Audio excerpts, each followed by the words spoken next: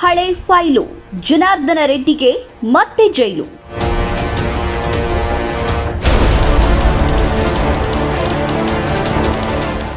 ಜೈಲುವಾಸ ವನವಾಸ ಎಲ್ಲ ಮುಗಿತು ಅಂದ್ಕೊಳ್ಳುವಷ್ಟರಲ್ಲಿ ಗಣಿಧಣಿ ಜನಾರ್ದನ ರೆಡ್ಡಿಗೆ ಮತ್ತೊಂದು ಆಘಾತ ಎದುರಾಗಿದೆ. ಸುಮಾರು 15 ವರ್ಷಗಳ ಸುದೀರ್ಘ ವಿಚಾರಣೆಯ ನಂತರ ತೀವ್ರ ಸಂಚಲನ ಮೂಡಿಸಿದ್ದಂತಹ ಓಬಳಾಪುರಂ ಅಕ್ರಮ ಗಣಿಗಾರಿಕೆ ಪ್ರಕರಣದ ಅಂತಿಮ ತೀರ್ಪು ಈಗ ಹೊರಗಡೆ ಬಂದಿದೆ.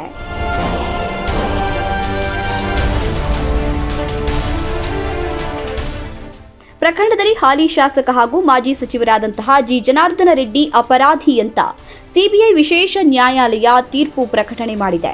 ಅಕ್ರಮ ಗಣಿಗಾರಿಕೆ ಪ್ರಕರಣದಲ್ಲಿ ಹೈದರಾಬಾದ್ ಸಿಬಿಐ ನ್ಯಾಯಾಲಯ 5 ಜನರನ್ನ ದೋಷಿಗಳು ಅಂತ ತೀರ್ಪು ನೀಡಿದ್ದು, ಇಬ್ಬರನ್ನ ಖುಲಾಸೆಗೊಳಿಸಿದೆ.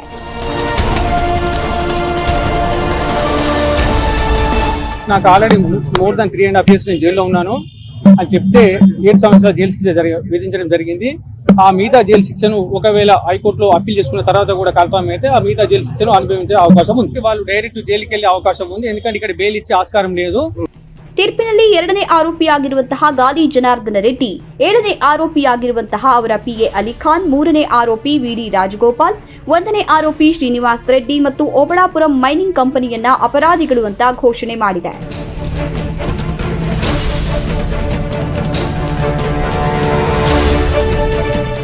ಆಂಧ್ರದ ಮಾಜಿ ಸಚಿವೆ ಸಬಿತಾ ಇಂದ್ರಾ ರೆಡ್ಡಿ ಮತ್ತು ಮಾಜಿ ಐಎಎಸ್ ಅಧಿಕಾರಿ ಕೃಪಾನಂದಂ ಅವರಿಗೆ ಕ್ಲೀನ್ ಚಿಟ್ ಕೊಟ್ಟಿದೆ.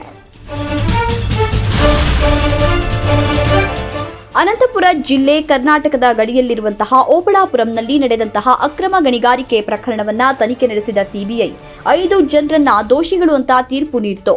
ನ್ಯಾಯಾಲಯ ಎಲ್ಲ 5 ಅಪರಾಧಿಗಳಿಗೆ 7 ವರ್ಷ ಜೈಲು ಶಿಕ್ಷೆಯನ್ನ ಪ್ರಕಟಣೆ ಮಾಡಿದೆ.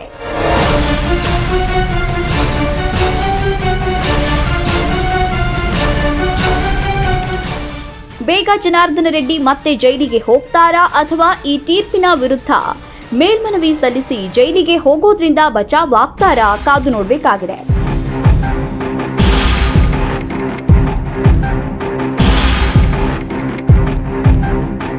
ಇತ್ತೀಚೆಗೆ ಜನಾರ್ದನ ರೆಡ್ಡಿ ತನ್ನ ಪಕ್ಷವನ್ನ ಬಿಜೆಪಿ ಜೊತೆ ವಿಲೀನಗೊಳಿಸಿದ್ದು ಈ ಪ್ರಕರಣದ ಕಾರಣಕ್ಕೆ ಅಂತ ಜನ ಮಾತನಾಡ್ಕೊಳ್ತಾ ಇದ್ದಾರೆ. ಇದೀಗ ಕೇಂದ್ರ ಸರ್ಕಾರದ ಕೃಪಾ ಕಟಾಕ್ಷ ಇರೋದ್ರಿಂದ ಜನಾರ್ದನ ರೆಡ್ಡಿ ಮತ್ತೆ ಜೈಲಿಗೆ ಹೋಗೋದ್ರಿಂದ ಪಾರಾಗಬಹುದಾ ಎನ್ನುವ ಅನುಮಾನ ಕೂಡ ಇದೆ.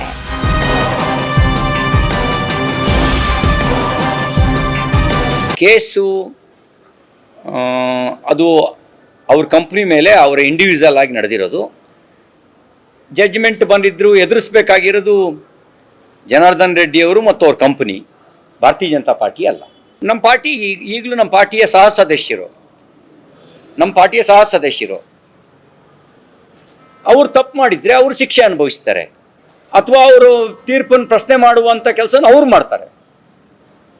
ಅದು ಪಾರ್ಟಿಗೆ ಸಂಬಂಧಪಟ್ಟಿದ್ದಿಲ್ಲ, ಅವರು ಮತ್ತು ಅವ್ರ ಕಂಪನಿಗೆ ಸಂಬಂಧಪಟ್ಟಿದ್ದು.